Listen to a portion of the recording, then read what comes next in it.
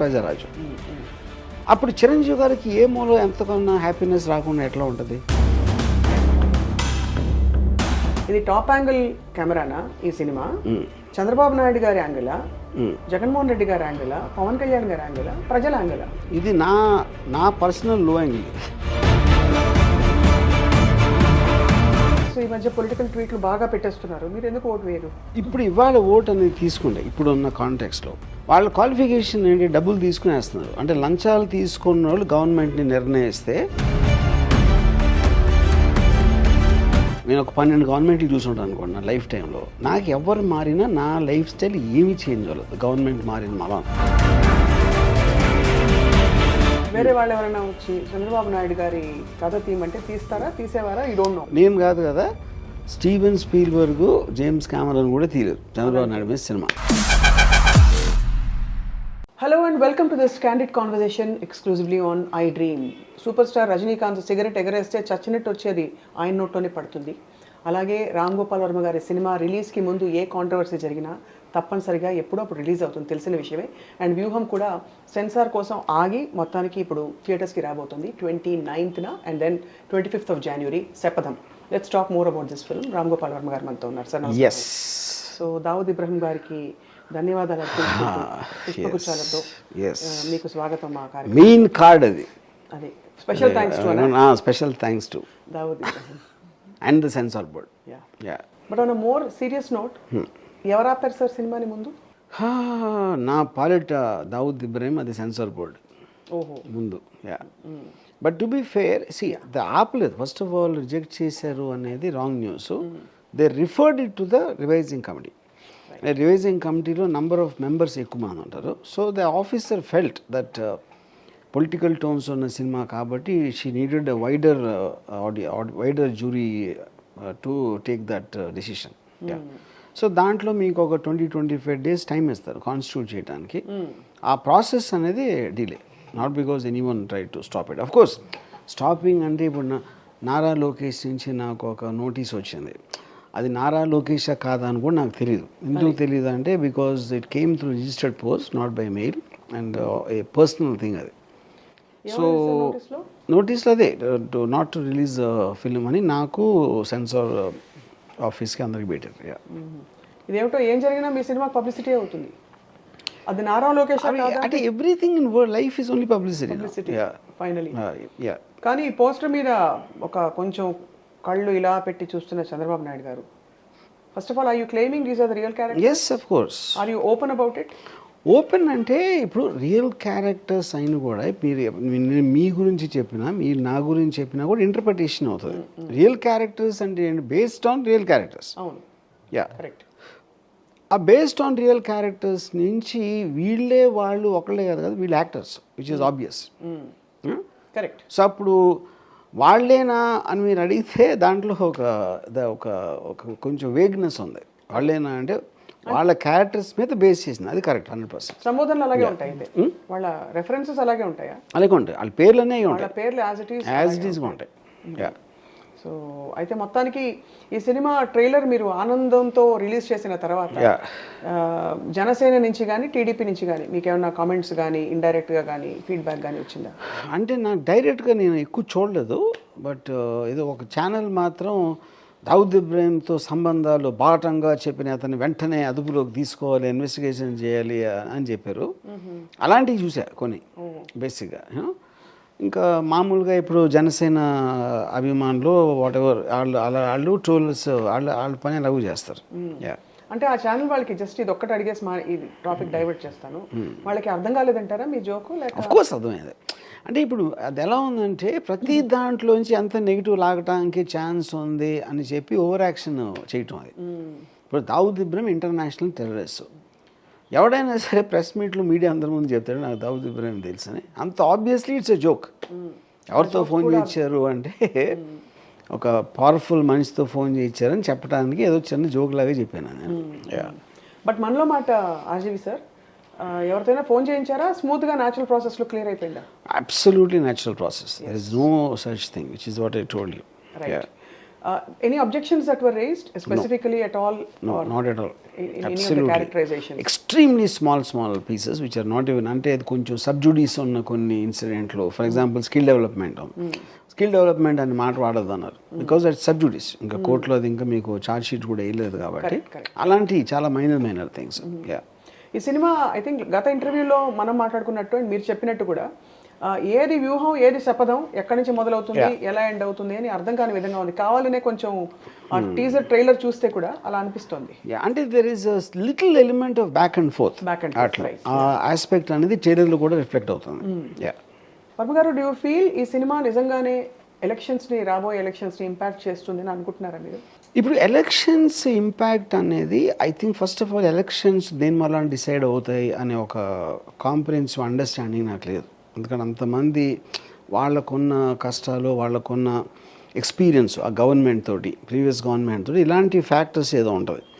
But what the film will do it might change impression on the people involved అదొకటే చేస్తుంది దానికి voting pattern మీద ఉంటుందా లేదా అనేది నేను చెప్పలేను కానీ లాజికల్గా కామన్ సెన్స్ పాయింట్లో మీకు మనిషి మీద ఇంప్రెషన్ ఒక ఏర్పడినప్పుడు అది ఆటోమేటిక్గా it will ట్రాన్స్గ్రెస్ to what he's doing which is politics right మామూలుగా ఒక కథ చెప్పినప్పుడు సినిమా తీసినప్పుడు జనానికి తెలియని కొత్త విషయాలు కొత్త కోణాలు చెప్పాలనే తపన ఉంటుంది ఇందులో ఏమన్నా ఈ 10-15 సంవత్సరాల్లో జరిగిన విషయాలు జనానికి తెలియనివి కానీ పర్స్పెక్టివ్స్ కానీ ఏమన్నా ఉన్నాయా 100% ఎందుకంటే ఈ ఫిల్మ్ తీసిందే దాని గురించి నేను పబ్లిక్ డొమైన్లో ఉన్న ఏది కూడా నేను టచ్ చేయలేదు ఇప్పుడు ఒక అవుట్కమ్ అనేది మనకు తెలుస్తుంది ఎందుకంటే వాళ్ళు చెప్తారు మీడియా ద్వారాను వాళ్ళు చెప్పడం అలాంటిది ఏదో చేస్తారు బట్ ఆ అవుట్కమ్ని రీచ్ అవ్వటానికి వాళ్ళ ఇంటర్నల్ వ్యూహాలు ఏంటి ఏం మాట్లాడుకున్నారు ఏం చేసుకున్నారు అదే ఉంటుంది సినిమాలో మామూలుగా behind every successful man there is a women అంటారు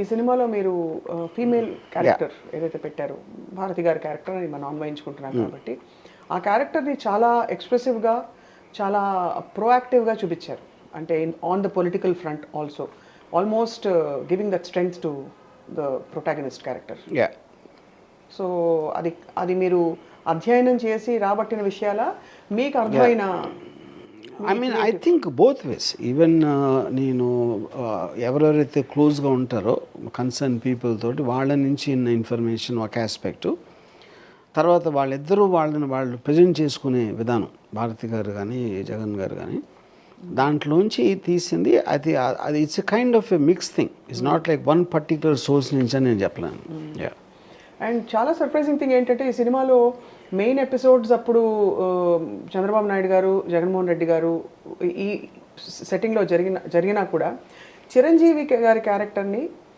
ఇంకోవైపు నేల మీద కూర్చుని ఇలా వేలు చూపిస్తూ పవన్ కళ్యాణ్ గారి క్యారెక్టర్ని మీరు ప్రత్యేక దృష్టి పెట్టినట్టు అనిపించింది ఎందుకంటే బేసిక్ పాయింట్ ఇది time period of Prajarajyam party పెట్టి దాని తర్వాత జనసేన ఇవన్నీ వచ్చినప్పుడు వీళ్ళందరూ ఇంపార్టెంట్ క్యారెక్టర్స్ ఇప్పుడు ట్రైలర్లో ఇప్పుడు చిరంజీవి గారు మాట్లాడినప్పుడు అల్లు అరవింద్ గారు అంటారు పార్టీ పెట్టేసేటట్టు ఉన్నాడు అంటే క్షవరం అయితే కానీ వివరం తెలియదని యూనో ఇప్పుడు నా పాయింట్ ఏంటంటే చిరంజీవి గారు పవన్ కళ్యాణ్ బ్రదరు మెగాస్టార్ ఆయన వలన ఆయన తమ్ముడు కాబట్టి ఇనీషియల్ స్టార్డమ్ బూస్ట్ వచ్చింది అక్కడి నుంచి పవన్ కళ్యాణ్ నేను సాక్స్ వాసన చూస్తా కాళ్ళు వాసన చూస్తా అలాంటివి ఏదో చెప్పాడు ఆ టైంలో అంటే ఎంత అభిమానం ఉంది అన్నయ్య మీద ప్రజారాజ్యం పార్టీ పెట్టినప్పుడు ఇన్ టర్మ్స్ ఆఫ్ అక్కడే సరిగ్గా నడవట్లేదు అల్లు అరవింద్ గారు ఇంటర్ఫియర్ అవుతున్నారు ఇలాంటి రకరకాలు ఎన్నో మనం అది ఆ నిజం కొంచెంసేపు పక్కన పెడితే what is undisputable is Prajarajyam party extraordinary ఉంటే జనసేన పార్టీ ఎందుకు వస్తుంది అసలు రావాల్సిన అవసరం ఉంది అన్నదమ్ముల అనుబంధం ఉంది ప్రజారాజ్యం సక్సెస్ కూడా ఉంది అప్పుడు జనసేన రావడానికి ఛాన్సే లేదు కదా ఎప్పుడైతే పవన్ కళ్యాణ్ ప్రజారాజ్యం నమ్మలేదో దాని సిస్టమ్స్ కానీ దాని ప్రొసీజర్స్ కానీ అప్పుడు నేనే పెట్టుకుంటా అని పెట్టుకున్నాడు అప్పుడు అదేంటి అనే నీకు తెలియదు నాకు తెలుసు అని చెప్పడం అది రైట్ ఓకే అప్పుడు పెట్టుకున్నాక అది దాని రిజల్ట్ తెలిసింది మనకి Janasena is a much bigger flop than Prajarajyam అప్పుడు చిరంజీవి గారికి ఏ మూలో ఎంతకన్నా హ్యాపీనెస్ రాకుండా ఎట్లా ఉంటుంది ఎలా మనిషి అన్నుడుగా వస్తుంది కదా న్యాచురల్గా నన్ను కాదని మీరు ఒకటి చేసి మీరు ఫెయిల్ అయితే అంతకన్నా ఆనందం ఎవరికి రాదు ఏ మనిషికైనా ఇంక్లూడింగ్ చిరంజీవి గారు సో అప్పుడు అప్పుడు ఏమన్నాడు, ప్రెడిక్ట్ చేశాడు, వీడిని అర్థం కావట్లేదు, క్షమరైతే ఎవరో తెలియదు అని. సో ఇప్పుడు అదే లైన్ అన్నారా, లేకపోతే ఆ మీటింగ్లో అలా అన్నారా, నేను ప్రూవ్ చేయలేను, అవ్వలేదని మీరు కూడా ఎవరు ప్రూవ్ చేయలేరు, వాళ్ళు కూడా చేయలేరు.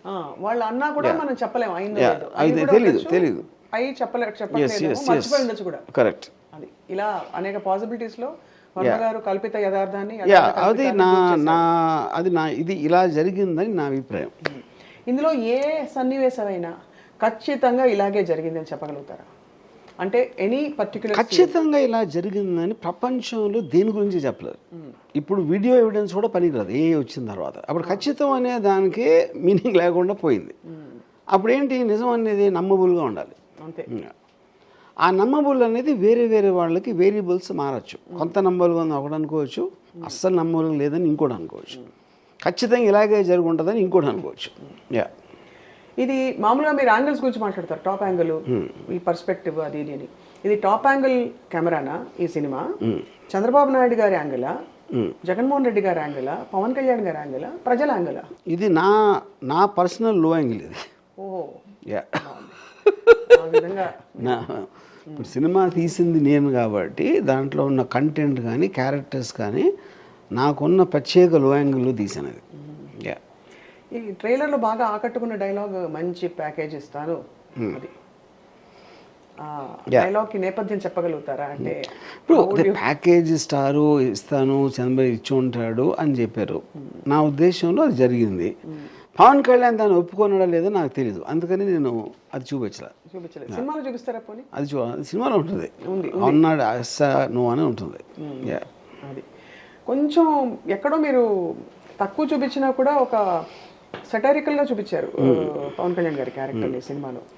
ఎందుకంటే పవన్ కళ్యాణ్ రియల్ లైఫ్లోనే satire maybe is not the correct word. అంటే ఇప్పుడు తను మాట్లాడే ఇన్కన్సిస్టెన్సీ కానీ, ఒక పర్టికులర్ టైంలో చంద్రబాబు నాయుడు ఎంత విలన్ లేడు, లోకేష్ లాంటి ఇది లేడు అది లేడు అని అరిసి మాట్లాడి అదే నోట్ తోటి ఇప్పుడు కంప్లీట్లీ డిస్ change played fair and stone. You know ఈ రెండింటి మధ్యన ఏ కారణంతో నువ్వు మారేవని ఎక్స్ప్లెనేషన్ అనేది కూడా ఇవ్వట్లా. ఇస్తే బాగుంటుంది. అండ్ దెన్ ఇప్పుడు మీరు మాట్లాడి ఇలా తలరేసి అన్ని మీరు అలాంటివి చేస్తూ ఉన్నప్పుడు ఆటోమేటిక్గా it looks like a political satire. So నేను యాజ్ ఇట్ ఈస్గా కళ్యాణ్ ఒరిజినల్ థింగ్ని నేను పెట్టింది దీంట్లో. ఇందులో మోస్ట్ తెలివైన వ్యక్తి ఎవరంటే ఈ ముగ్గురు క్యారెక్టర్స్లో మీ దృష్టిలో ఎవరు? తెలివి అనేది it is a very what you call ఒక వేగ్ ఆస్పెక్ట్. మీకు కన్నింగ్లో తెలివి ఉండొచ్చు, ఒక స్ట్రైట్ ఆస్పెక్ట్లో తెలివి ఉండకుండా మీరు ప్రొసీజర్ ఫాలో అయ్యి మీరు చెప్పింది చేసేస్తే దాంట్లో తెలివి అవసరం లేదు. తెలివి ఎవరికి కావాలి? కన్నింగ్ వాళ్ళకి కావాలి. వెనకాల నుంచి ఎవరికి తెలియకుండా కుట్రల పని వాళ్ళకి తెలివి కావాలి. స్ట్రైట్గా ఉండే వాళ్ళకి తెలివి అక్కర్లేదు. ఆ దృష్టిలో అయితే చంద్రబాబు ఈజ్ మోర్ తెలివి, ఐ థింక్. ఆ డెఫినేషన్ దాంట్లోంచి తీసుకుంటే జగన్ క్యారెక్టరు అసలు తెలివి ఉండాల్సిన అవసరం లేదు. తను ప్రొసీజర్లో యాజ్ ఇట్ ఈస్గా తను చెప్పిన దాంట్లో చేశారు. వ్యూహాలు స్ట్రాటజీలు పన్నాల్సిన అవసరం లేదు. పవన్ కళ్యాణ్ అసలు ఆలోచించడు కాబట్టి అతనికి తెలివి ఉందా లేదా ఇప్పుడు తెలియడానికి ఆస్కారం లేదు. అదే. సో ఇక్కడైతే మరి వ్యూహం అన్నది వీళ్ళకి సంబంధించింది కాదు, తెలివి కావాల్సిన వాళ్ళకి సంబంధించింది. అంతేనా? అప్పుడు ఇప్పుడు ఇదే వీళ్ళకి తెలివి ఉందా లేదా ఎంత ఉంది అనేది ప్రేక్షకుల తెలివి మీద కూడా డిపెండ్ అవుతుంది తర్వాత. అంతే. ఎందుకంటే ప్రేక్షకులు కూడా అందరూ ఒకే తెలివితో ఆలోచన కదా. అందులో వైసీపీ ఫేవర్ వాళ్ళు ఉంటారు, జనసేన వాళ్ళు ఉంటారు, వీళ్ళు ఉంటారు, వాళ్ళు ఉంటారు. వాళ్ళందరూ వాళ్ళ తెలివిలకి పనులు చెప్పి వాళ్ళ జడ్జ్మెంట్లు చేసుకుంటారు. చాలా ఇంట్రెస్టింగ్లీ ఇది ఈ సందర్భంలో ప్రస్తావించక మానలేకపోతున్నాను. 2 సినిమాలు ఒకే ఫ్యాబ్రిక్కి సంబంధించి, అంటే జగన్మోహన్ రెడ్డి గారు అండ్ యాత్ర 2 కూడా రిలీజ్ అవుతుంది. అందులో భారతి గారి క్యారెక్టర్ ఇంటర్ప్రిటేషన్, ఇది విశ్లేషకులు క్రిటిక్స్ అంటున్నమాట, అప్పుడు చాలా ఆల్మోస్ట్ ఒక బినైన్ ప్రెజెన్స్ లాగా, ఇక్కడ చాలా యాక్టివ్ ప్రెజెన్స్ లాగా పవర్ఫుల్గా పాజిటివ్గా కనిపిస్తున్నారు. అది కొంచెం డాక్యుమెంటరీ ఎఫెక్ట్ లా ఉంది. ఇక్కడ పొలిటికల్ డ్రామా ఉంది కాబట్టి జనం బాగా ఆసక్తితో ఎదురు చూస్తున్నారండి. Would you care to comment? I don't want to comment on someone else's film. ఎందుకంటే ఆ డైరెక్టర్ ఇంటర్ప్రిటేషన్, తను తీసుకున్న స్టోరీ, తను తీసుకున్న క్యారెక్టరేషన్ బట్టి అది వచ్చి ఉంటుంది. So I don't want to have a comparison in that sense. But నాకేంటంటే నేను చూసిన భారతి గారు, నేను చాలా బ్రీఫ్గా ఒకసారి కలిసాను. నేను వాళ్ళ దగ్గర నుంచి ఎన్న సోర్స్ కానీ లేకపోతే ఆవిడ మాట్లాడటం యూట్యూబ్లో చూసిన నేను కొన్ని వీడియోస్ కానీ వాటన్నిటి నుంచి నాకు అనిపించిన క్యారెక్టర్ నేను పోర్ట్రే చేసినది. మిమ్మల్ని ఎప్పుడు and I think she is very powerful, dignified and very classy in every which way. ఎక్కడ మీకు ఇప్పుడు సపోజ్ భువనేశ్వర్ గారు కానీ లేకపోతే మన బ్రాహ్మణి గారు తెలుగుదేశంలో ఉన్న విమెన్ పీపుల్ కన్నా she like very very strong and dignity and very firm and determined అన్న ఫీలింగ్ వచ్చింది నాకున్న సోర్సెస్ నేను ఇంటరాక్ట్ చేసిన దాంట్లో. అది ఎగ్జాక్ట్లీ నేను ఆ నిజమే నేను పెట్టాను. వర్మ గారు ఆల్మోస్ట్ ఈ 12 ప్రయాణం చూస్తే జగన్మోహన్ రెడ్డి గారి family which is actually the entire basis for this film, అలాంటి సంఘటనలు నిజ జీవితంలో చూస్తే మనం నిజంగా మూవ్ అయిపోతాం. మీరు అన్యూజువల్ థింగ్స్కి చాలా మూవ్ అవుతారు. When there is so much of real drama happening you get moved.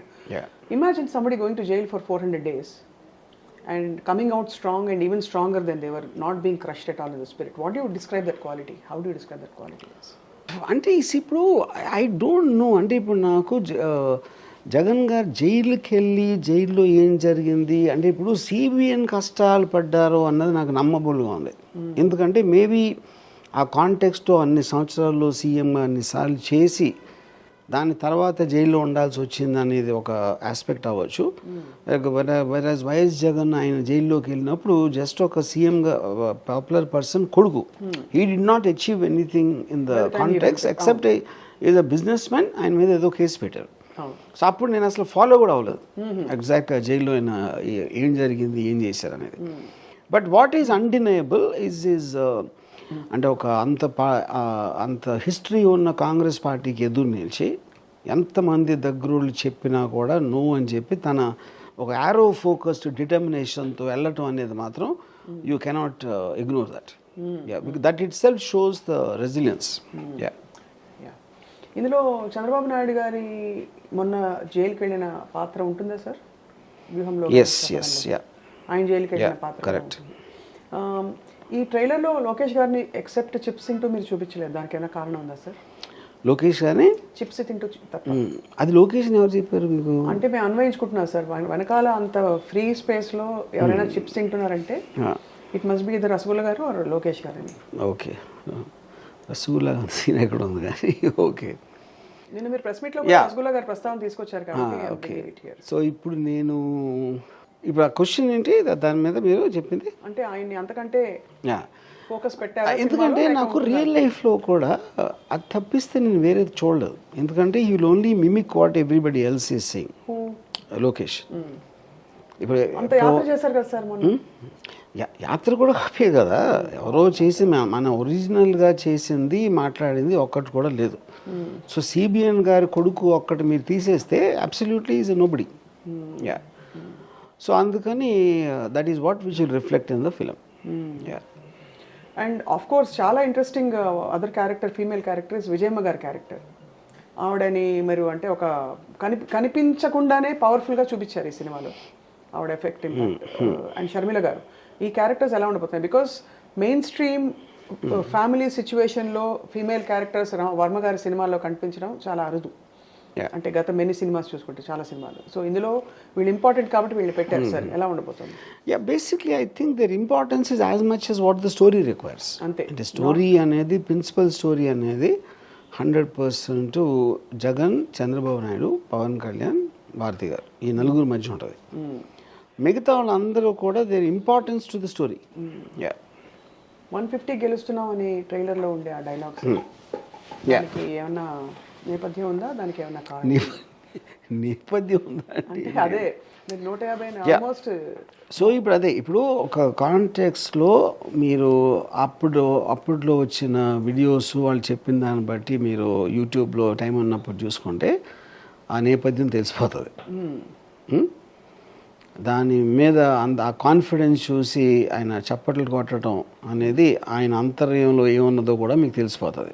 అదే దాంట్లో ట్రైలర్ కూడా అర్థమవుతుంది. వర్మ గారు ఇంత మాట్లాడతారు పాలిటిక్స్, ఈ మధ్య పొలిటికల్ ట్వీట్లు బాగా పెట్టేస్తున్నారు, మీరు ఎందుకు ఓటు వేయరు? ఇప్పుడు ఓటుకి యాక్చువల్గా 2 పాయింట్స్ ఉన్నాయి. ఒకటి ఇప్పుడు ఇవాళ ఓట్ అనేది తీసుకుంటే ఇప్పుడు ఉన్న కాంటెక్స్లో డబ్బులు ఇచ్చారు, క్వార్టర్ ఇచ్చారు, వాళ్ళు 2000 ఇచ్చారు, వీళ్ళు 3000, అది నార్మలైజ్ అయిపోయింది ఓట్. అప్పుడు ఎలాంటి వాళ్ళు మెజారిటీ, ఎందుకంటే వాళ్ళ కోసమే మ్యాక్సిమం పొలిటికల్ పార్టీస్ కృషి చేస్తాయి. వాళ్ళ క్వాలిఫికేషన్ ఏంటి, డబ్బులు తీసుకుని వేస్తున్నారు. అంటే లంచాలు తీసుకున్న వాళ్ళు గవర్నమెంట్ని నిర్ణయిస్తే it's actually completely destroying the very concept of social system. ఇది ఒక పాయింట్. రెండో పాయింట్ ఏంటంటే, నేను ఎప్పుడు ఎందుకు వేయలేదు ఓటు, నాకు అసలు ఎవరున్నా లేకపోయినా నాకు ఫరక్ పడదు అనుకుంటాను. ఫరక్ పడదు సార్. నేను ఒక 12 గవర్నమెంట్లు చూసుంటాను అనుకోండి నా లైఫ్ టైంలో. నాకు ఎవరు మారినా నా లైఫ్ స్టైల్ ఏమీ చేంజ్ అవ్వలేదు గవర్నమెంట్ మారిన మలాన. అప్పుడు ఎవరున్నా కూడా ఓకే. అలాంటప్పుడు ఎందుకు టైం వేస్ట్ చేయాలి, ఎవరున్నా ఓకే అంటే. ఇంకోటి ఏంటంటే, నాకు క్యాండిడేట్ ఎవడో తెలియదు, పార్టీ ఏం చెప్తానో తెలియదు, మేనిఫెస్టో నిజంగా అది అవ్వచ్చా, అలా చేస్తే వేరేది ఏమొస్తాయి అనేది విశ్లేషకులు 24/7 వాళ్ళు కూడా చెప్పలేరు కరెక్ట్గా దాని గురించి. వాళ్ళందరూ అట్లీస్ట్ అపోజింగ్ వ్యూస్ చెప్తారు. అప్పుడు నేను నా లైఫ్లో నా ప్రొఫెషన్ చేసుకున్నప్పుడు నాకు టైం ఎట్లా ఉంటుంది, అప్పుడు నాకు తెలియనప్పుడు ఏ క్వాలిఫికేషన్తో నేను ఓటేస్తాను. సో ఓటు వేయటం అనేది చాలా బాధ్యతారహితం అని నా ఫీలింగ్. రహితం, ఇర్రెస్పాన్సిబుల్. ఎందుకంటే మీరు ఒక ప్లేన్ ఉన్నది, ఆ పైలట్కి రావాలి డ్రైవింగ్, డాక్టర్ అతనికి ఇది రావాలి, అప్పుడు అతను చెప్తాడు ఏదో చేయమని. అది చెప్తున్నా. సో అప్పుడేంటి, ఓటర్ అనేవాడు నా దృష్టిలో అతని క్వాలిఫికేషన్కి నీకు అసలు క్యాండిడేట్ గురించి ఏం తెలుసు, 2 మొక్కల్లో చెప్పు, వాడు చెప్పింది ఏది నీకు అర్థమైంది, ఎందుకు చేస్తాడు అనుకుంటున్నావు, ఇలాంటివి మీరు క్వశ్చన్ చేసి ఒక 130 కోట్లలో let us say 13 crore voters, ఊరికి ఎగ్జాంపుల్ చెప్తున్నా, 13 crores ఓటర్స్ ఉన్నారు అనుకుంటే అట్లీస్ట్ 1 crore మందికి మీరు ఓటింగ్ ఛాన్స్లో పాస్ అయిన వాళ్ళకి పెట్టారనుకోండి. అప్పుడు ఇన్ఫార్మ్ పీపుల్ చెప్తున్నారు, మీరు బోర్డ్ ఆఫ్ డైరెక్టర్స్ ఎందుకుంటారు ఒక దాంట్లో వెళ్ళిపోవడానికి, వాళ్ళ క్వాలిఫికేషన్ ఉంది, వాళ్ళకు ఉన్న బ్యాక్గ్రౌండ్ ఇది అది. అలాంటి చిన్న చిన్న కంపెనీలకి డైరెక్టర్ నిర్ణయించడానికే మీరు ఓటింగ్ క్వాలిఫైడ్ పీపుల్ పెడితే కంట్రీ మొత్తాన్ని శాసించేవాడు, స్టేట్ మొత్తం శాసించేవాడికి ఓటర్ క్వాలిఫికేషన్ లేకపోతే ఎలాగా. అప్పుడు నా క్వాలిఫికేషన్ లేదు కనుక నేను ధర్మం కోసం నేను ఓటేట్లా. I think the entire voting system is flawed. నేను త్యాగం చేయడానికి రీజన్ ఏంటంటే అది డిఫరెన్స్ పడదంటున్నాను. ఏమి ఒక ఏ గవర్నమెంట్ ఉన్నా ఇప్పుడు ఆఫీసర్ ఎవరో మారుతారు, మున్సిపల్ కమిషనర్, ఏం డిఫరెన్స్, సిటీ గవర్నర్ అవుతా ఏం అవ్వదు, నోటీసబుల్ డిఫరెన్స్ ఏ మనిషికి తెలీదు. అలాంటిది పొలిటికల్ ఆఫీస్ కూడా వన్ పార్ట్. మ్యాక్సిమం వాళ్ళు డైలాగ్ చెప్పడానికి మీరు టీవీలో కనిపిస్తారు కానీ ఇచ్చేస్తా అది చేస్తా, ఆఫీసర్లు కనిపించరు. ఆ డైలాగ్ చెప్పిన దానికి ఇంప్లిమెంట్ చేసిన దానికి ఎప్పటికీ సంబంధం ఉండదు ఏ పాలిటీషియన్ వచ్చినా. అప్పుడు ఎవరున్నా ఎవరు లేకపోయినా ఓకే అనుకున్నప్పుడు ఓటు వేయాల్సిన అవసరం ఏంటి. సో ఇది కోరస్ పాట, మీ వాయిస్ ఎలాగో వినిపించదు, రెండోది ఈ ట్యూన్ మీకు రాదు, ఇది అంటే ఈ బేసికలీ ఈ కాన్సెప్ట్. Correct, absolutely. కోరస్ లోంచి ఎవడు సింగర్ అవ్వడు, కాబట్టి మీరు కోరస్ వాడికి వచ్చేది అదే వస్తుంది. ఎవరు ఏ మ్యూజిక్ డైరెక్టర్ అయినా ఏ సినిమా అయినా వాడికి వచ్చే పేమెంట్ అదే ఉంటుంది. మీరు మాత్రం ఈ సినిమాలో సింగర్ అయ్యారు. నేను ఎప్పటి నుంచో పాడుతున్నాను. ఎనీ పర్టికులర్ రీజన్ అండి ఆ పాటలో మీరు జస్ట్ ఏదో పర్టికులర్ టైంలో మ్యూజిక్ డైరెక్టర్ మీ వాయిస్ బాగుంటుంది అని, సింగర్ అవ్వాలని ఫస్ట్ నుంచి సింగర్ అవ్వాలని లేదు, but I like singing. So Ram Gopal Varma గారు, మొత్తానికి ఈ సినిమా తో అసోసియేట్ అవ్వడం వల్ల మీ మీద భయంకరంగా వైసీపీ ముద్ర పడిపోయింది. Do you agree first of all? Everybody will think what they want. ఇంకా వైసీపీ అనేది పార్టీ, నాకు పార్టీతో సంబంధం లేదు. నా ఇంప్రెషన్ జగన్ ఆల్రెడీ చెప్పాను. గవర్నమెంట్ పరిపాలన ఎలా నాకు తెలియదు, ఎందుకంటే నేను ఇందాక చెప్పాను పరిపాలన వలన ఒక మనిషి ఎఫెక్ట్ అవుతాడు. నేను అవ్వట్లా, కానీ నేను అందరినీ నేను రిప్రజెంట్ చేయను కదా, అందుకని నాకు వాళ్ళ గురించి తెలియదు. పరిపాలన ఎలా ఉండాలో తెలియాలంటే ఎవరైతే ఎఫెక్ట్ అవుతున్నారో వాళ్ళు చెప్పాలి, వాళ్ళలో నేను లేను. జగన్ అంటే ఒక పర్సనల్ ఆస్పెక్ట్లో నాకు ఉన్న ఇంప్రెషన్ చెప్పాను. సో వైసీపీకి నాకు సంబంధం లేదు. మీకు వైసీపీ సంబంధం లేదు, కానీ ఇదే సపోజ్ వేరే వాళ్ళు ఎవరైనా వచ్చి చంద్రబాబు నాయుడు గారి కథ తీయమంటే తీస్తారా, తీసేవారా? You don't know. తీయడానికి ఛాన్స్ లేదు, ఎందుకంటే అక్కడ మీకు ప్రొటాగనిస్ట్ ఆస్పెక్ట్లో ఒక ఎంపతి క్రియేట్ చేయడానికి ఉన్నోళ్ళతోనే మనం సినిమా తీయగలుగుతాం. చంద్రబాబు నాయుడు గారి హిస్టరీ తీసుకుంటే ఎన్టీ రామారావుని వెన్నుపోటు పొడిచిన తర్వాత ఆయన లైన్లోకి వచ్చి అక్కడి నుంచి ఇంతవరకు ఒక రిడీమింగ్ క్వాలిటీ నాకైతే రీచ్ అవ్వదు. ఆయన ఏం చేశాడు, ఎక్సెప్ట్ ఫర్ సెల్ ఫోన్ నేనే కనిపెట్టా, నేను లేకపోతే హైదరాబాద్ సిటీ లేదు, లేకపోతే అదేదో లేదు అని ప్రగల్భాలు తప్పిస్తే ఒక redeeming quality of what ever ఎప్పుడు నాకు ఉండేదంటే ఇంప్రెషను, ఒకవేళ ఎన్టీ రామారావుని సస్టైన్డ్గా బ్యాడ్ పర్సన్ అని చెప్పి ఉండేది. ఎన్టీ రామారావు నా దృష్టిలో ఎందుకు పనికిరాని లీడరు, అందుకనే నేను పార్టీ కోసం చేశాను అని మీరు ఆ స్టాండ్ ఉందనుకోండి, అప్పుడు దట్ ఈస్ ఎ పర్సన్ నాకు. అది యా, మీరు ఎల్లిపోటు చేసిన మరుక్షణం మీరేమో అది ఎందుకంటే మళ్ళీ ఎన్టీ రామారావు ఓటు బేస్ నాకు దొరకదు అన్న భయంతో కంటిన్యూస్గా మీరు మాట మారుస్తా ఇలా చేస్తున్నప్పుడు మీకు మనిషిలోని క్యారెక్టర్ తెలిసిపోతాయి. ఓకే, అలాంటి క్యారెక్టర్ మీ సినిమా ఎలా తెస్తారు మీరు? నేను కాదు కదా, స్టీవెన్ స్పీల్బర్గ్, జేమ్స్ కామెరాన్ కూడా తీయలేదు చంద్రబాబు నాయుడు మీద సినిమా. యా, అర్థమైంది. కానీ బై ద వే మీరేమో ఓటు వేయనంటున్నారు, ఇంత చేతులు దులిపేసుకున్నారు సమాజం మీద బాధ్యతతో. నాగబాబు గారు పాపం ఇక్కడ ఓటు వేశారు, అక్కడ కూడా ఓటు వేయడానికి ఓటర్ ఐడీలు క్రియేట్ చేశారని చెప్పి గగ్గోలు అవుతుంది. నాకు తెలియదు అసలు. యా, మరి రెండు చోట్ల ఓట్లు. ఓకే, మరి యా సార్, నాకు ఈ ఒక్క ఓటు ఇందాక కోరస్ అదొక పాయింట్. రెండో పాయింట్, అంత ఆయన ఒక్కరి ఓటుతోనే ఏదో రిజల్ట్ తారుమారైపోతుంది అనేది ఉంటే అది ఆయన ఈగోకి. ఫ్రెండ్ కదా సార్ నాగబాబు గారు? నాకు ఎవరు ఫ్రెండ్ లేరు first of all, but I like Nagababu గారు, నో ప్రాబ్లం. పవన్ కళ్యాణ్ గారు also? I like everybody, I like Chandrababu Naidu also. ఇష్టం. ఒకవేళ ఎదురుపడితే ఏం చెప్తారు? I'm just curious. అంటే మీకు ఇప్పుడు వ్యూహం సినిమా సెట్టింగ్లో కళ్ళజోడు ఇలా పెట్టుకున్న ఆయన, మంచి పిడికలు బిగించి వైఎస్ జగన్ గారి క్యారెక్టరు, అసలు మొత్తం దిక్కుతోచిన స్థితిలో స్టార్స్ లెక్క పెట్టుకుంటూ మన పికే గారు, వాళ్ళ ముగ్గురు మీకు తారసపడితే ఆ సెట్టింగ్ ఎలా ఉంటుందో చూడాలని మాకు తహతగా ఉంది. నేను అందరినీ హలో అంటాను. నేను అసలు అంటే వాళ్ళు నన్ను అంజాన్ కొట్టచ్చు, అది నాకు తెలీదు. I can't say that. But నేను మనుషులంతా ఒకటే నేను ఫీల్ అవుతాను. కానీ ఆ మనుషులు చేసే వాటిలో కొన్ని వాటి మీద నాకు కొన్ని వేరే అభిప్రాయాలు ఉంటాయి. నేను స్టోరీ చెప్తున్నప్పుడు నాకు ఉసామా బిన్ లాదెన్ కనపడినా నేను అదే చేస్తాను, జార్జ్ బుష్ కనపడినా అదే చేస్తాను, దావుద్ ఇబ్రాహిం కనపడినా, లేకపోతే మహారాష్ట్ర చీఫ్ మినిస్టర్ ఎవరన్నా కనిపించినా కూడా. సో మనుషులందరినీ నేను ప్రేమిస్తాను వేరే వేరే కారణాలతో. కానీ సినిమా తీసినప్పుడు ఒక పర్టికులర్ ఇంప్రెషన్ క్రియేట్ చేయడానికి దాని వెనకాల సబ్జెక్ట్ ఉంటుంది కాబట్టి వాళ్ళని కొన్ని విధాలుగా పోర్ట్రేట్ చేస్తాం. అది అర్థమైంది. సో ఇందులో ఇంకా అడక్క మానలేదు please, sorry.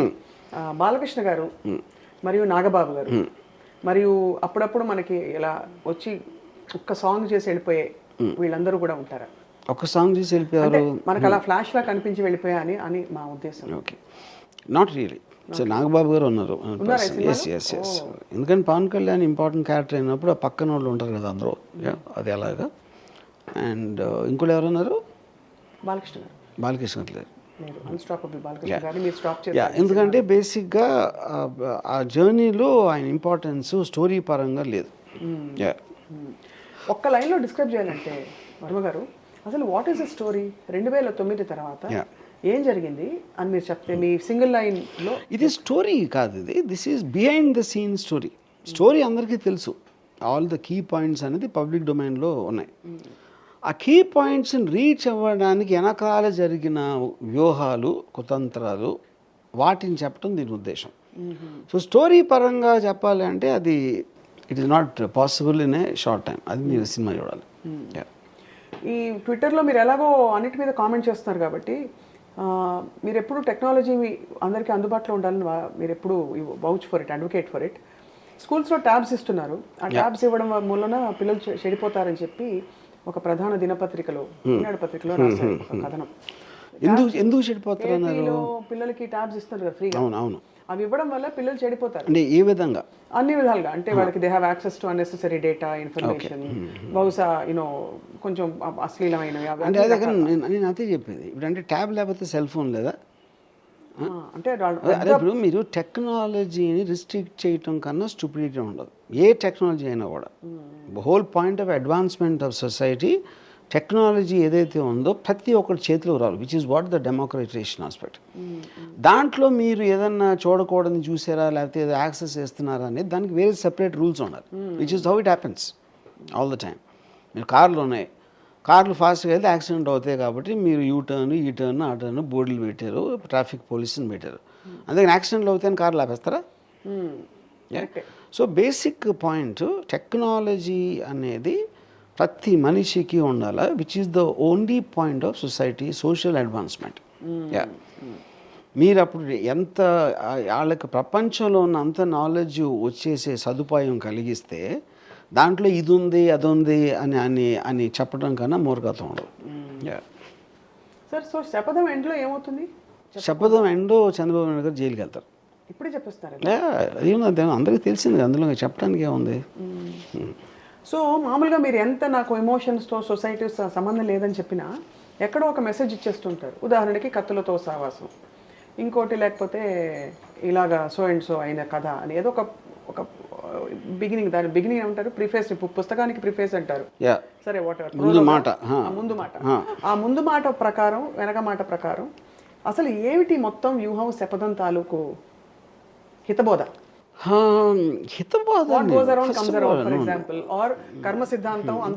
I think you're telling the story about what happened to whatever, and దాని నుంచి ఆ ఇన్ఫరెన్స్ అనేది ఆడియన్స్ తీసుకోవాలని నా ఫీలింగ్. ఇన్ఫరెన్స్ అనేది nobody is good, nobody is bad, or somebody is good, somebody is bad in this circumstances. I think everybody is out of circumstances, and అది చూపెడుతుంది cinema.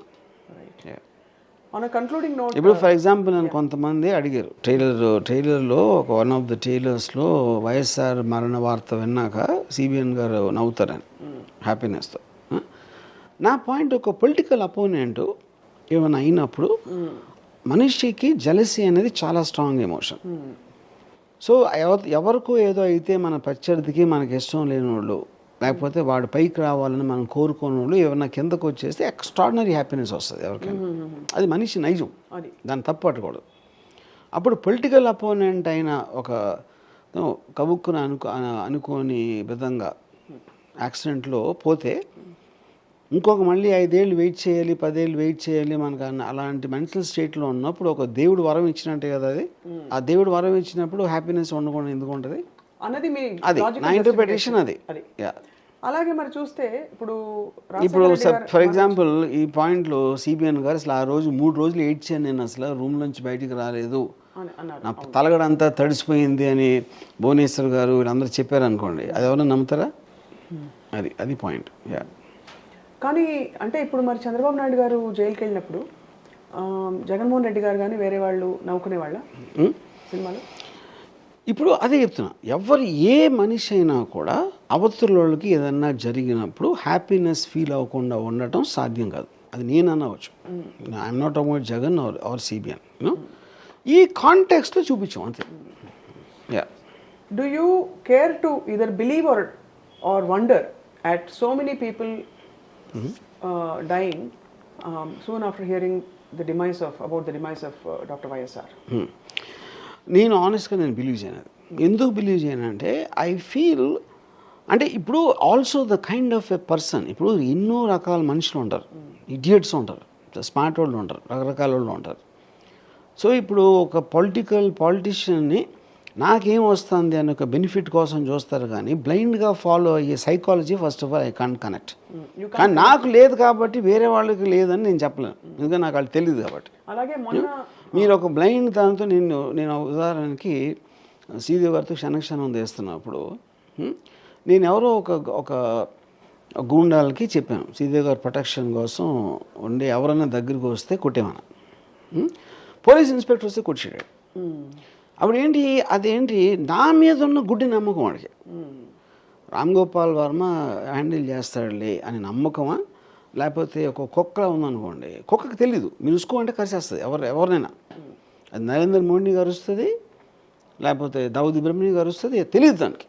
మీ power కన్నా దాని కన్నా దూరంగా ఆలోచించే శక్తి లేనప్పుడు ఒక గుడ్డి నమ్మకంతో చేసేస్తారు.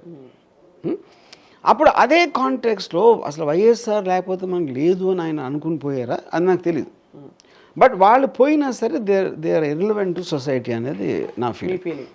ఇప్పుడు అలాగే చంద్రబాబు నాయుడు గారు జైలుకి వెళ్ళినప్పుడు 150 కుటుంబాలు చాలా మంది పోయారని చెప్పి భువనేశ్వర్ గారు. ఇప్పుడు అక్కడ మీకు యాక్సిడెంట్ అయినప్పుడు అనుకోకుండా డెత్ జరిగింది, అది అర్థం. ఇక్కడ పెద్ద మోసం చేశాడు, ఇంత కొట్టేశాడు అన్నప్పుడు జైలుకి వెళ్తే దాని గురించి కూడా చచ్చిపోతే ఇంకేం చేయాలి చెప్పండి. వాళ్ళందరికీ జూ కాదు నాకు మ్యూజియం కట్టాలి అందులో పోయిన వాళ్ళందరినీ.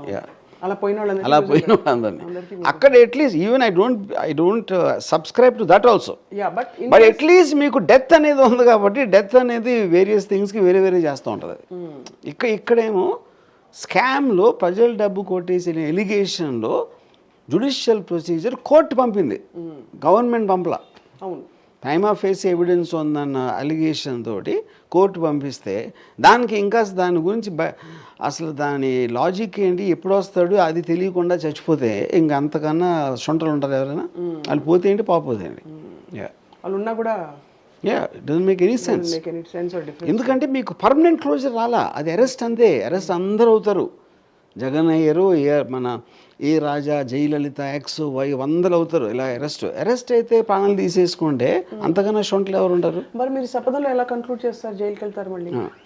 అది సినిమా ఒక చోట అయిపోతుంది కదా, ఎక్కడో చోట అవ్వాలి కదా, అక్కడికి అయిపోతుంది. బట్ మీరు ఇది ఎలక్షన్స్కి ముందు రిలీజ్ చేయడం అండ్ కరెక్ట్గా టైమింగ్తో రావడం అనేది ఖచ్చితంగా ఇది ప్రభావం చూపుతుంది జనం మీద అని టాక్. సో మీరేమో your saying we don't know. That can be predicted అన్న. ఎందుకంటే ఇప్పుడు ప్రతి మనిషి ఆడియన్స్లో ఉన్నోడికి వాడికి ఉన్న ఇన్ఫర్మేషన్ అంతవరకు ఏంటి, వాడు నమ్మింది ఏంటి, అక్కడ జరుగుతుంది ఏంటి, ఆ పక్కనోడు ఏం చెప్పాడు, ఈ వేరియబుల్స్ ఉంటాయి. ప్రతి మనిషికి same information, same emotional context ఉండదు. So everybody will have a different opinion about the story of Vyuham అన్న ఫీలింగ్. ఇది చాలా సీరియస్ సినిమా కాబట్టి కాంటెక్స్చువల్గా పాటలు తప్ప మీకు అన్ని బ్యాక్గ్రౌండ్ సాంగ్స్ అన్ని దేర్ ఆల్ పార్టీ. అదే. సో మొత్తానికి ఒక intense emotional political drama film కోసం అందరూ ఎదురు చూస్తున్నారు. డిసెంబర్ 29న థియేటర్స్. ఎవరైనా మీ ప్రముఖ ఫ్రెండ్స్ కానీ ఎవరైనా చూసారా సార్? అంటే ట్రైలర్స్ చూసి some people saw. What did they feel? And since this is perhaps the first of this kind in genre in your list of films. Of course Lakshmi NTR తీశారు. నా belief irrespective of ఎంత impact ఉంటుంది అని, కానీ ఇది ఒక regular నామ్ అయిపోతుందని నా ప్రిడిక్షన్.